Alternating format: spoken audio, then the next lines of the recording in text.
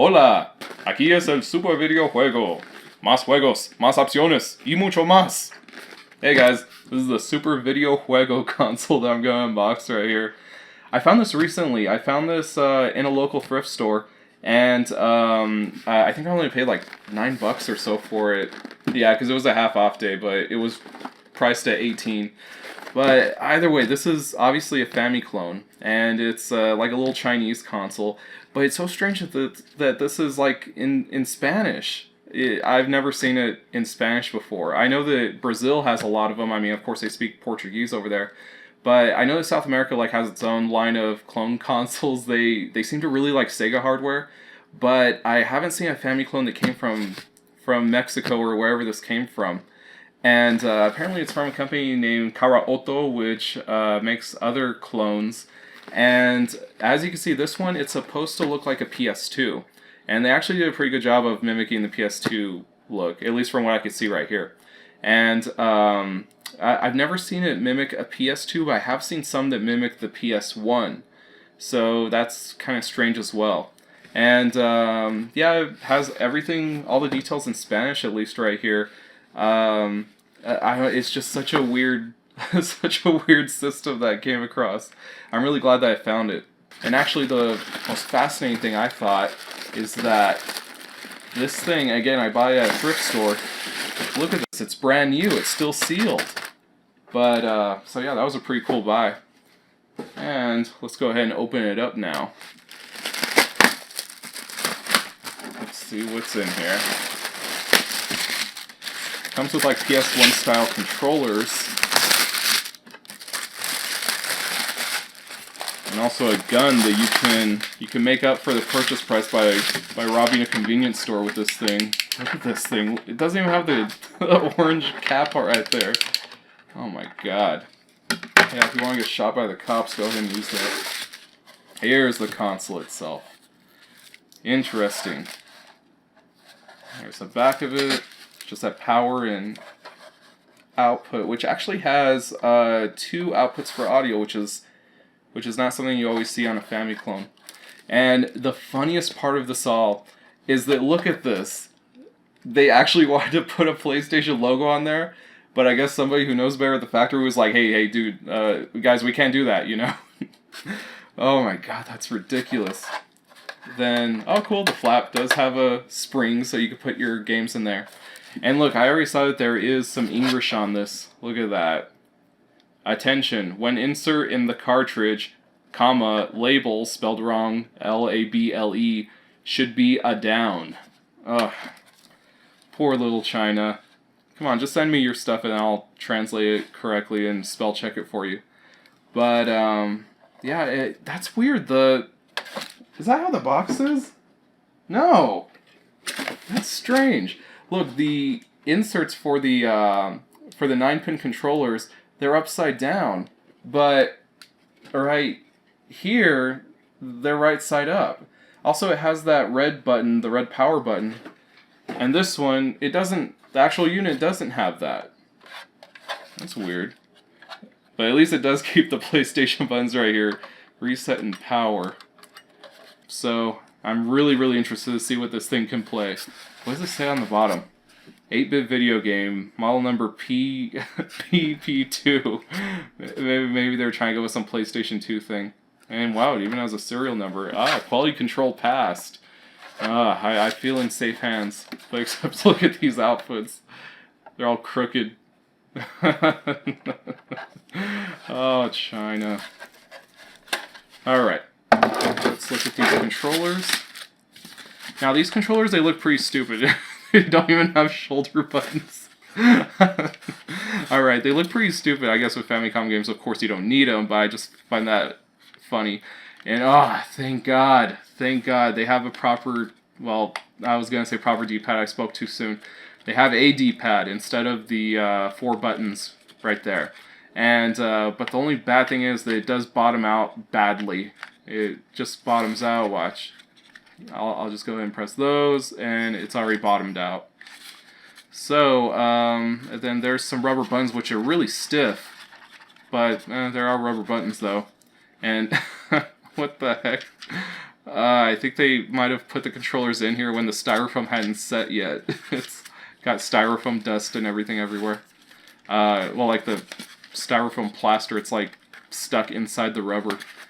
Yeah, you can see it even more on this. Ugh, that actually looks really nasty. And but the buttons themselves, look, they're all connected. They are their own buttons, but for instance, with the way that they did this, you would never be able to press these two buttons at the same time because they're all going to press down. You see, they're all interconnected. Let me see. And Karaoto, apparently they make other Family clones that go by like that look like a PS1, or I saw one that's like the X360 or something. They like tried to combine all consoles into one. They also don't have a shiny finish. It's actually kind of matte, which I like. It's okay. And okay, so the controllers are pretty decent. And also I kind of like Family clone controllers like this because the top buttons are usually turbo fire buttons. So that can be really cool and useful. All right. Oh, hey, it came with instructions. Or no, again I spoke too soon. It came with papers. Oh, here's the instruction manual, the instruction sheet. Power Station 2. Oh, wow. That sounds so familiar. Where did they get that from? Okay, and then TV channel NTSC PAL. What? I don't think this thing is both PAL and NTSC. I don't think so. You know what? And I didn't even think about that. Well, again, it would have been Portuguese if it was PAL. So I'm pretty safe that it is NTSC. Set up your components. Let's see if there's any English in this. Do not use any power plug other than the AC provided. Yeah, I don't think there's going to be a lot of English right here. And there's nothing on the back. Alright, came with a power adapter. Nice. Came with the AV out cables. They're only the 2-prong type. I mean, they're only the one audio, one video type. And of course this, it has the 3 outputs for RCA. So I'm guessing that one of those audio outputs... Oh, wait, okay, I get it now. I was going to say that one of those is like a dummy port, that it doesn't work. But look, it's because one of them is for RF, and then the other one is for RCA audio video out. Okay, that makes sense now. Okay, I jumped the gun on that. That's actually really cool. It's kind of useless, but that's nice that they include RF out. But, okay. And that's it, really. I mean, except for the warranty, there's not really anything else in here. The other controller. Alright. Well, I'm interested to see how this thing... Oh, you know what? Let's see if it takes NES cartridges. Let me get one. Get it out of ye old Super Retro Trio. Alright, so here's Punch Out. And let's try to put it in there, label side down. And it's kind of a... I don't think it's fitting, is it? What the heck? Let's look at what it looks like in there. Looks pretty normal. I'm not seeing anything that would get in its way. I'm hoping I don't break this thing, because of course I don't know where the hell I would get another one. Also, who the heck returned this brand new? Well, didn't return it, but donated it brand new. I guess it was for some kid who knew better and wanted to spare himself the pain. How do you get this in here? It's not working. Maybe it's crooked or something. You know what, let's try a Famicom game. Let's see. Okay, I've got Blaster Master for the original for Famicom. Okay, so what? It does take Famicom games, but it just has them upside down. Okay, so... Alright, so it does play Famicom games. Alright. Okay, well, I guess we'll test out my Famicom collection instead. And let's go ahead and get to that. I will tell you guys how this thing works. Alright, so we turn it on and the first thing we see is Spider-Man. This is great! I like that these clone manufacturers are actually, expanding and getting licenses and that sort of thing. They're getting some big names on here, step aside Jackie Chan. But I also can't help but notice that the controls don't work. And then I remember the upside down controller ports, so I put in controller port 2, or what I thought was controller port 2. And there we go, we're back in business. Now I'm sure I'm not the only one that's wondering why did they do it like that, and I think I figured out why. My theory is that this game console was designed to be played upside down. I mean, think about it, then your game cartridges are in the right orientation, the player 1 and player 2 ports are where you would expect them to be, and that also gives you power on the top button, reset on the bottom. I think that makes sense. I think they designed this console upside down. However, for me, I put in the proper PlayStation 2 vertical orientation. Now back to the games. Let's try out the first one, Spider-Man. And holy shit, guys, these controls are terrible. I always heard this game sucks, but I never played it before and I honestly didn't expect it to be this bad. You really should try it out if you haven't. Just go in blind and see how bad the controls are. And not only is the design messed up, but they even switched around the action buttons. So B jumps and A attacks. It totally screws with your head. But here's the thing, the game itself is very easy. It's only the controls that are messed up. All of the difficulty in the game comes from the controls. I've never seen anything else like it. I've played difficult games that had unfairly difficult controls, but this game is just so unique in how they screwed it up. So if you can get the controls down, the game becomes easier. A little too easy as a matter of fact. I was able to get pretty far after I mastered the controls. I actually want to beat this game just to say that I did. This game gets a lot of hate, but I gotta tell you, I'm starting to enjoy it. But we gotta move on. The next game is Pocket Monster. Or maybe it's called Velpt. Velpt, what the fuck is that? This game is just terrible, it's so goddamn boring. The controls are finicky, it's really hard to explain, but they're almost as bad as Spider-Man. But the only difference is I have no motivation to learn these controls. The hitbox on Pikachu is bigger than you think, and add that to the sloppy controls and this is a very unfair game. It also seems to be kinda glitchy, there was even a moment where I got saved by a glitch. Overall though, that game sucks, I do not recommend it. Next we have Pika. And you guys have already seen this game, this is Pikachu. It's just a hack of Super Mario Bros. I redid a speedrun of this, so not much to see here. They also include Super Mario Bros. On here though. The only difference is that they do use the original Mario music, but it plays faster. So the sped up music that plays when you're running out of time, that is the normal music for this one. But I'm not going to show that to you because if I do, Nintendo will come over and break my kneecaps or something. But the funniest thing is that when you do run out of time in this one, the music plays even faster. It totally chimps out, that I will show you.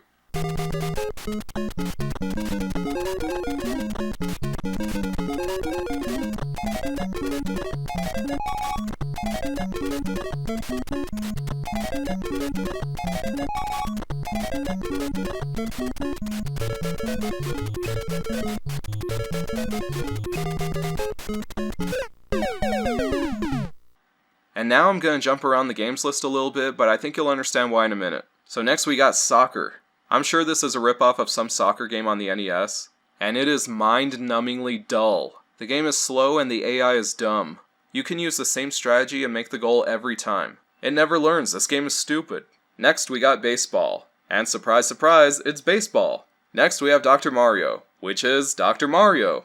Next we have Tank 90. Or no, excuse me, it's Tank A 1990.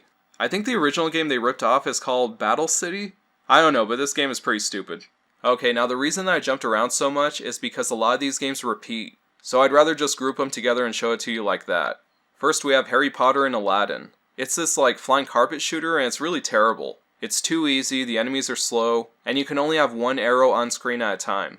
I'm sorry if I keep saying that these games are terrible, but they really are. This is a really bad selection of games for a Famiclone.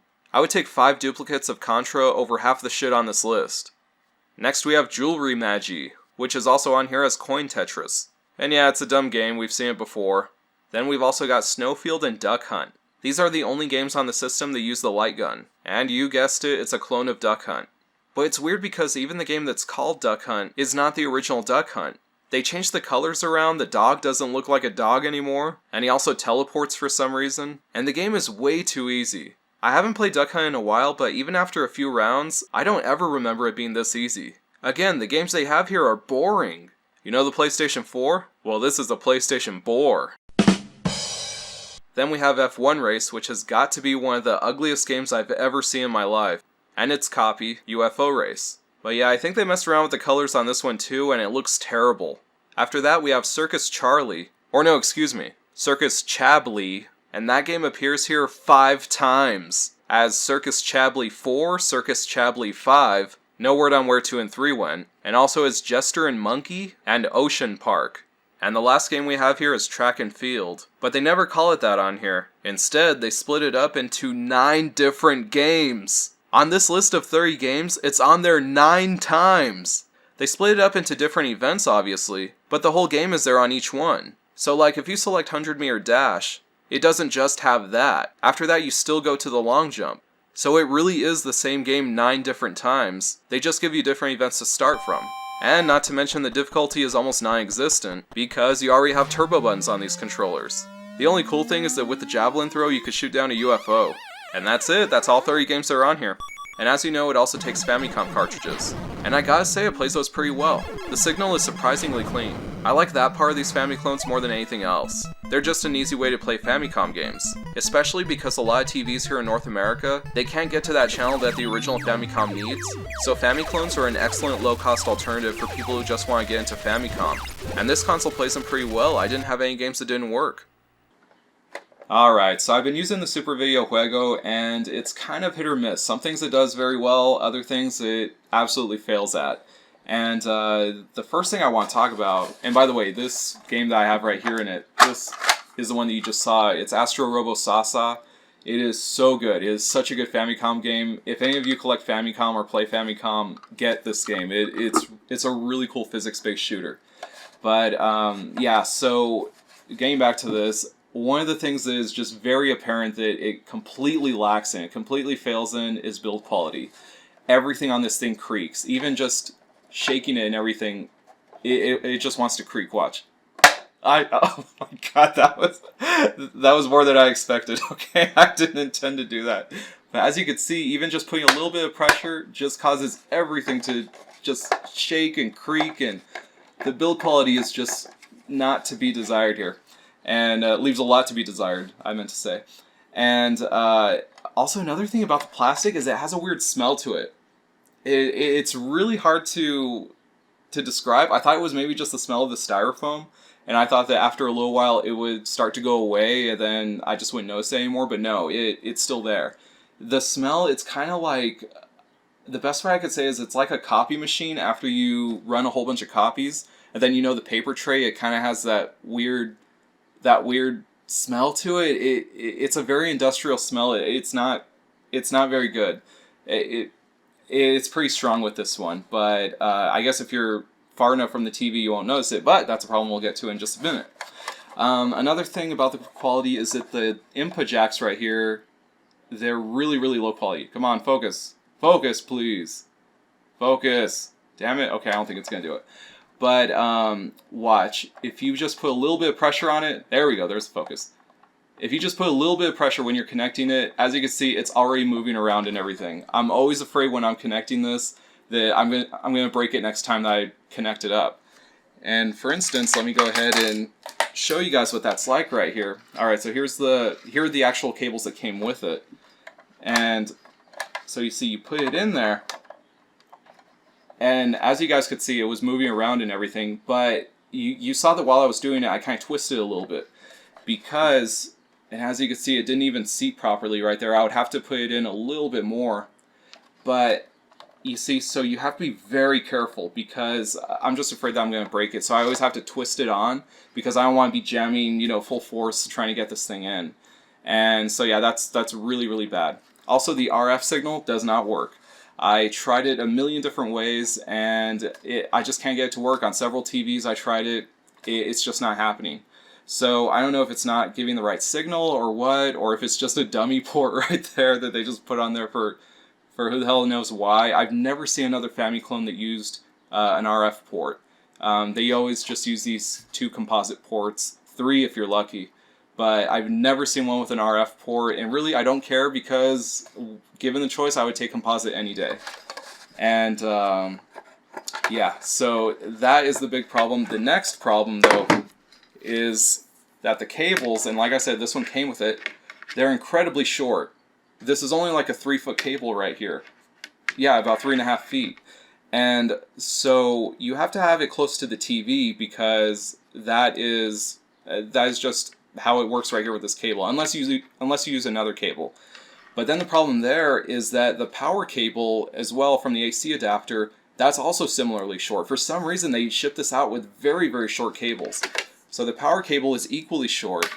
And then when you get to the games, for instance the light gun right here, this cable is even shorter. Seriously, this thing is like barely 3 feet. I would even say it's probably like 2.5 feet. And how does that make any sense? When you're playing a light gun game, you want to be away from the TV. That way, it's a little bit more of a challenge. But you can't do that with this because, I mean, the connections to the TV and also the power outlet are so short. So it's almost like you have to play this sitting next to the wall and use different cables than what it came with. So that is my recommended way to play it, especially with the light gun. Keep the console close to you, sit next to a wall outlet, and use different cables so that way you can connect it to a faraway TV. And then you can actually enjoy it as a game console and have some challenge to the light gun games. Even though those games aren't even challenging at all. But there's another problem they was having, which I actually talked about in the first unboxing. But I was able to correct it. It's probably the biggest problem with this console. But you guys are going to call me a genius. I am just an unrealized genius that should be in a book somewhere.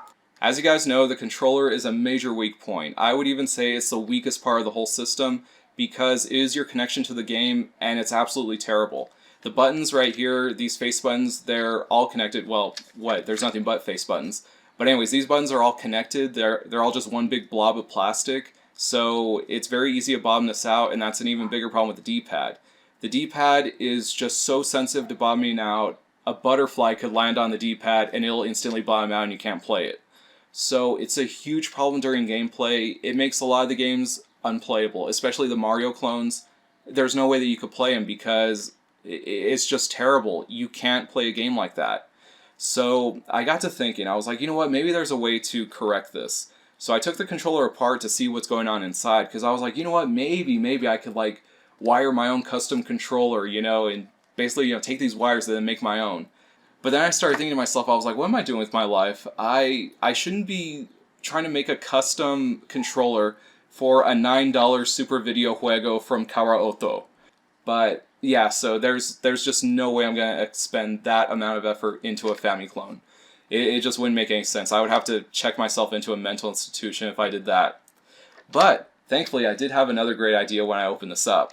Because it turns out that these buttons that, are all connected to each other, I thought that they were part of like this plastic plate underneath it that, you can't really take apart.